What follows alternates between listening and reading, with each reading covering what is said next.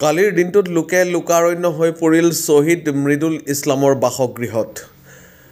মৃদুল ইছলামৰ বাসগৃহত জানাজা সম্পূৰ্ণ হোৱাৰ পাছতেই এক শোকাকুল পৰিৱেশে বিৰাজ কৰে। ৰাহুল গান্ধীৰ নিৰ্দেশত সাংসদ গৌৰৱ গগৈ, ৰকিবুল হুছেইন আৰু শিৱামণি বৰা উপস্থিত হয় মৃতকৰ ঘৰত। শোক সন্তপ্ত পৰিয়ালবৰ্গক গভীৰ সমবেদনা জ্ঞাপন কৰাৰ লগতে ৰকিবুল হুছেইন আৰু গৌৰৱ গগৈ বিজেপি নেতৃত্বাধীন হিমন্ত বিশ্ব চৰকাৰখনক সমালোচনাৰে ঠকা সৰকা কৰে।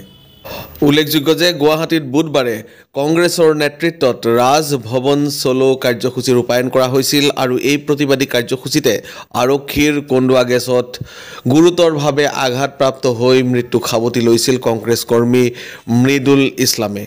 পেছাত এজন অধিবক্তা মৃদুল ইছলাম আইন কোষৰ কংগ্ৰেছ দলৰ এগৰাকী সদস্য আছিল আৰু তেওঁক মৃত্যুৰ পাছতে কংগ্ৰেছ দলে শ্বহীদ ঘোষণা কৰিছে। মানুহ লগা হৈছে। আমি সৰুতে শুনিছিলোঁ বকাসুৰে এনেকুৱা এটা মানুহ খায়। এতিয়া এনেধৰণৰ এটা অৱস্থা হৈছে, চৰকাৰক হয় আপোনাৰ বিভিন্ন দুখত দুখী সাব্যস্ত নোহোৱাকৈ পুলিচৰ সন্ত্ৰাসত মানুহ মৰিবলগীয়া হৈছে। আজি আপোনালোকে চাওক, আমাক কথা ক'ব নোৱাৰা এটা অৱস্থা হৈছে। অন্যটো বাদেই আজি শুনিছোঁ মন্ত্ৰীকো তেওঁলোকে কথা কোৱাত বাধা দিছে। তাৰমানে যেতিয়া পতন হয় নহয়, তেতিয়াহ'লে তেওঁলোকৰ আমাক কৈছিলে বিনাশকালে বিপৰীত বুদ্ধি, এনেধৰণৰ বিপৰীত বুদ্ধি আহে। এটা বছৰ আছে, তেওঁ হাহাকাৰ লাগিছে, মানুহৰ কাম কৰিব পৰা নাই। যিকেইটাৰ কাৰণে দিলে সেইজনে কিহৰ কাৰণে দিলে? ৰাইজৰ কাৰণেহে দিলে। ৰাইজৰ আজি যে মুখ্যমন্ত্ৰী ডাঙৰীয়াই জোৰকৈ দিছে যে আমাক অমুক ঠাইত আন্দোলন কৰিব নোৱাৰিব, অমুক ঠাইত আন্দোলন কৰিব পাৰিব, তাৰমানে তেওঁ আন্দোলন হোৱাটো তেওঁ জানে যে আন্দোলন হ'বই। কিয় আন্দোলন হ'ব? এইকাৰণে হ'ব যে মুখ্যমন্ত্ৰী ডাঙৰীয়াই সাধাৰণ মানুহৰ বিপৰীতে কাম কৰিছে। সেইকাৰণে আজি ৰাহুল গান্ধী ডাঙৰীয়াই আমাক পোনচাতে ইয়ালৈ পঠিয়াইছে। আমাৰ গৌৰৱ গগৈ ডাঙৰীয়াক কৈছে যে তোমালোক যোৱা, মোকো কৈছে।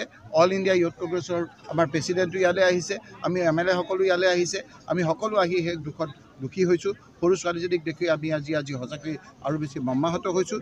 মুখ্যমন্ত্ৰী ডাঙৰীয়াক কৈছোঁ যে অকণমান আপুনি এই কথা বতৰাবিলাক বন দিয়ক, নহ'লে পাপ কিন্তু বৰ আপোনাৰ বেয়া বস্তু। পাপে যাক চুৱে আপোনাৰ সেইটো এই নেদেখাজনক শাস্তি ল'ব। এই কথা যে আজি কৈছোঁ, এই কথাবিলাক কিন্তু আপোনালোকে চাব, যোনে এইবিলাক কথা কৰে তেওঁক কিন্তু নেদেখাজনেও কোনো আৱাজ শব্দ নোহোৱাকৈ কিন্তু তেওঁৰ বিৰুদ্ধে কিন্তু ব্যৱস্থা গ্ৰহণ কৰে। আৰক্ষী আয়ুক্তগৰাকীয়ে ইতিমধ্যে মন্তব্য কৰিছিল কালি নিউজত আপোনালোকে কোনো প্ৰপাৰ পাৰ্মিশ্যন লোৱা নাছিল, তেখেতে অৱগত নোহোৱা বুলি কৈছে। কোনো পাৰ্মিশ্যন লোৱা নাছিল, কোনো পাৰ্মিশ্যন দিয়া নাছিল বুলি হয়। তাৰমানে তেওঁ মাৰিছে যে তেওঁ কৈছে যে পাৰ্মিশ্যন লোৱা নাই কাৰণে মাৰিছে।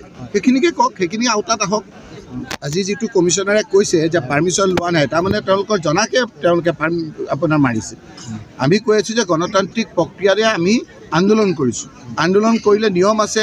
আমাক আপোনাৰ প্ৰথমে ৱাৰ্ণিং দিব লাগিব। ৱাৰ্ণিং দিয়াৰ পিছতে টিয়াৰ গেছ মাৰা প্ৰথমে মাৰিব নোৱাৰে, প্ৰথমে পানী মাৰিব লাগিব।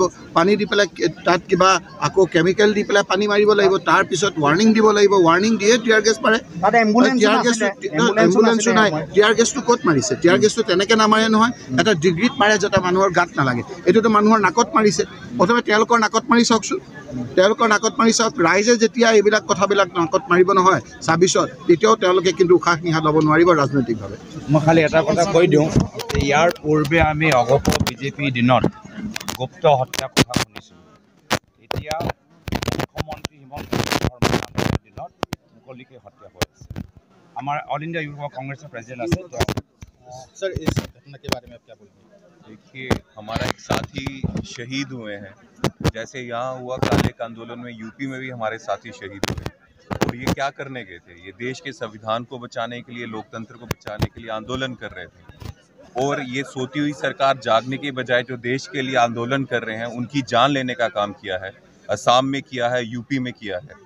इसका सीधी बात है, ये चाहते हैं कि कोई इनको जगाए ना, ये करप्शन करते रहें। चाहे यहाँ के चीफ मिनिस्टर हैं हेमंतो, वो दलदल में, करप्शन के दलदल में फंसे हैं। लेकिन जो देश के लिए, असम की जनता के लिए आज कांग्रेस के साथी उनको जगाने जा रहे थे कि आप सुधर जाइए और लोगों की सेवा के लिए काम करें, तो उठने की बजाय जो लोग जगा रहे हैं असम के लोगों के लिए, उनकी जान लेने का काम करेंगे, तो ये बर्दाश्त नहीं होगा।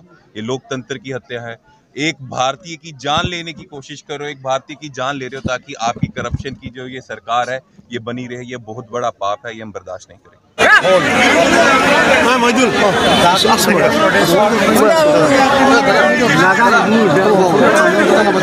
পাণ্ডে নামৰ আৰু অসমত আজি দিনৰ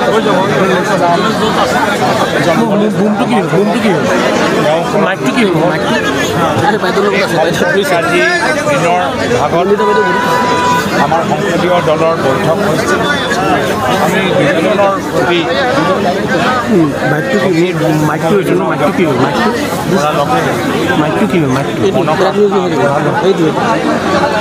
গান্ধী ডাঙৰীয়াৰ নিৰ্দেশ মৰ্মে ৰকিবুল হুছেইন ডাঙৰীয়া আৰু মই আমি দুজনে ইয়াত উপস্থিত হৈছোঁ। ইতিমধ্যে আমাক মাল্লিকাৰ্জুন খৰ্গে ডাঙৰীয়া কংগ্ৰেছ সভাপতি নিৰ্দেশ দিছে যে পৰিয়ালবৰ্গৰ একাউণ্টৰ ডিটেইলছ লৈ কংগ্ৰেছ পাৰ্টি নিজৰ ফালৰ পৰা দিল্লীৰ ফালৰ পৰা কিবা এটা আৰ্থিক সহায় আগন্তুক দিনত আগবঢ়াব। আমি দেখা পাইছোঁ যে এটা উত্তৰ প্ৰদেশত এনেধৰণৰ কৰণ মৃত্যু হ'ল আৰু অসম ক'ৰবাত মুখ্যমন্ত্ৰী হিমন্ত বিশ্ব শৰ্মা ডাঙৰীয়া মুখ্যমন্ত্ৰী যোগী আদিত্যনাথ ডাঙৰীয়াক আদৰ্শ মানি আজি চলিবলৈ আৰম্ভ কৰিছে। মুখ্যমন্ত্ৰী যোগী আদিত্যনাথ যিদৰে পুলিচৰ বলত মানুহৰ মাজত আতংক সৃষ্টি কৰিছে, গণতান্ত্ৰিক আদৰ্শ শেষ কৰিবলৈ বিচাৰিছে, আজি একে চেষ্টা মুখ্যমন্ত্ৰী হিমন্ত বিশ্ব শৰ্মা ডাঙৰীয়াই অসমৰ ভিতৰত চলাই আছে। আজি অসমৰ ইতিহাসত যোৱাকালি অসমৰ ইতিহাসত এটা কলা দিন। মই ভাবোঁ কা আন্দোলনৰ পিছত ঈশ্বৰ নায়ক দীপাঞ্জন পাণ্ডে ইয়াৰ পিছত আকৌ আমাৰ আৰু এজন শ্বহীদ আজি গণতান্ত্ৰিকভাৱে মৃদুল ইছলাম যোৱাকালি শ্বহীদ হ'ল। এই ক্ষেত্ৰত আমি সকলোৱে হয়তো মই ভাবিছিলোঁ যে মুখ্যমন্ত্ৰী আজিৰ তাৰিখত অসমৰ জনসাধাৰণৰ পৰা ক্ষমা বিচাৰিব, পৰিয়ালবৰ্গৰ পৰা ক্ষমা বিচাৰিব। এই ক্ষমা বিচৰা দূৰ তেওঁলোকে নতুন আৰু আইন সৃষ্টি কৰিবলৈ বিচাৰিছে।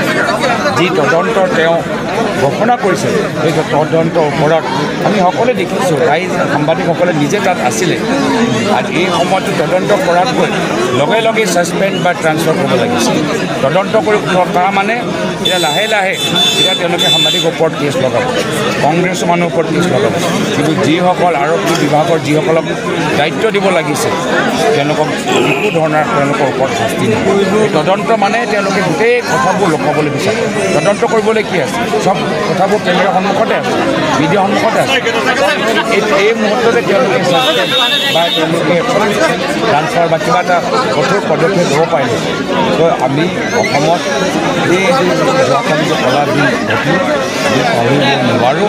আৰু ইয়াৰ প্ৰত্যুত্তৰ কংগ্ৰেছ দল আৰু অসমৰ জনসাধাৰণ ভৱিষ্যতে। চেণ্ট্ৰেলত মুখ্যমন্ত্ৰীয়ে আৰু এটা কথা কৈছে, চেণ্ট্ৰেল মুখ্যমন্ত্ৰীয়ে আৰু এটা কথা কৈছে যে এতিয়াৰ পৰা ৰাজভৱনৰ সন্মুখত প্ৰতিবাদ কৰিব নোৱাৰি। মুখ্যমন্ত্ৰী যদি ভাবে যে অসমত তেওঁৰ ৰাজত্ব চলি আছে, এইটো তেওঁলোকৰ ভুলৰ কথা। অসমৰ জনসাধাৰণ যেতিয়া ওলাই আহে, অসমৰ জনসাধাৰণক যদি মুখ্যমন্ত্ৰীক এটা ভাল সম্পৰ্ক ৰাখিব নোৱাৰে, কোনো মুখ্যমন্ত্ৰীৰ নিৰ্দেশ অসমৰ জনসাধাৰণ বা অহংকাৰী মুখ্যমন্ত্ৰীৰ কথাবোৰ জনসাধাৰণে ইমান সহজ সৰলভাৱে মানি লয়। আজি আৰক্ষীৰ ফালৰ পৰা আৰু এটা কথা এটা নিৰ্দেশনা জাৰি কৰিছে যে দিছপুৰ অঞ্চলৰ কোনো ধৰণৰ তাত 5জনতকৈ বেছি ব্যক্তি তাত সমবেত হ'ব। লাহে লাহে চাব, আপোনালোকে অলপ দিনৰ পিছত আপোনালোকে প্ৰশ্ন সুধিব নোৱাৰে। লাহে লাহে চাব, কোনোবা ল'ৰা ছোৱালী ফেচবুক একো লিখিব নোৱাৰি। লাহে লাহে চাব যে কোনোবা আমাৰ চৰকাৰী কৰ্মচাৰীসকল, আশা কৰ্মীসকল, অংগনবাড়ী কৰ্মীসকল কোনো দাবী জনাব নোৱাৰি। এয়া হ'ল যে তেওঁলোকে সংবিধানতে নাইকিয়া কৰিবলৈ বিচাৰিছে, আমাৰ গণতান্ত্ৰিক কণ্ঠ ৰুদ্ধ কৰিবলৈ বিচাৰিছে। আৰু অসমত খালী মাতে আৰু তেওঁলোকৰ ওচৰ পাশে যিখিনি মন্ত্ৰী, তেওঁলোকৰ যে চিণ্ডিকেট সংখ্যকক সেয়াই লৈ তেওঁলোকে ব্যস্ত। ডাঙৰ ডাঙৰ ফ্লাইঅভাৰ ঠিকাদাৰৰ মুনাফা লৈ যে তেওঁ ব্যস্ত, তাৰ এটাৰ পিছত এটা উদাহৰণ আমি পাই আছোঁ। এই ধৰণৰ ভুল বা ভুৱা তেওঁলোকৰ চিন্তাধাৰা বেছিদিন নাথাকে। আমাৰ কংগ্ৰেছৰ আমি যথেষ্ট দুখিত, আজি আমাৰ যথেষ্ট অপূৰণীয় ক্ষতি হৈছে। ভৱিষ্যত আমি আৰু শক্তিশালী হৈ আমি জনসাধাৰণ হয় আমি নাপাম। মন্ত্ৰী অতুল বৰাই